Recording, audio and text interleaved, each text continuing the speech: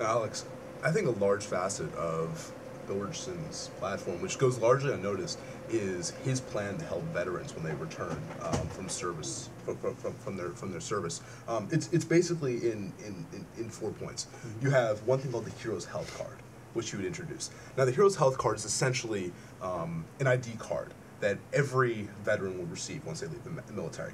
And this guarantees that at all healthcare providers throughout the United States, they would receive full treatment for anything they need, and that these healthcare providers would be mandated to coordinate efforts with the local VA office, so that we can ensure that veterans, when they come back, basically have a healthcare plan, and a feasible one. It's essentially universal healthcare for veterans.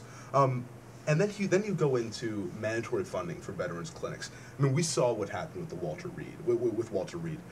Just absolutely atrocious conditions for veterans coming back from Iraq, and that's completely unacceptable. Yeah. And he is saying that we're going to have mandatory funding for all of these facilities, so that we can ensure that if they choose to go back to a military hospital, that our veterans can receive equal treatment as if they were in a private one. Do you think?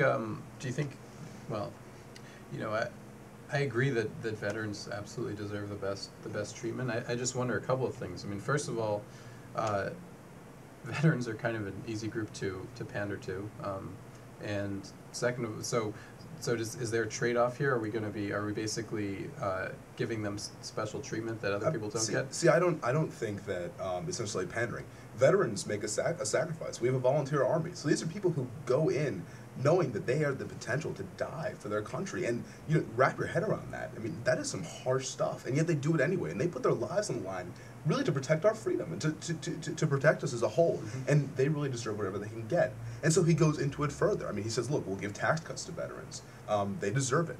And he wants to create a new GI Bill for the 21st century, so that we can give veterans proper education, so that we have people who come back from their service, and we don't disregard them. We don't say, thank you for what you've done, and now please be on your merry way. We say, thank you, and now let's help you. Let's give back, because you have given so much to us. Let's see what we can do for you, because in the end, you deserve it. So I wouldn't necessarily say that it's pandering.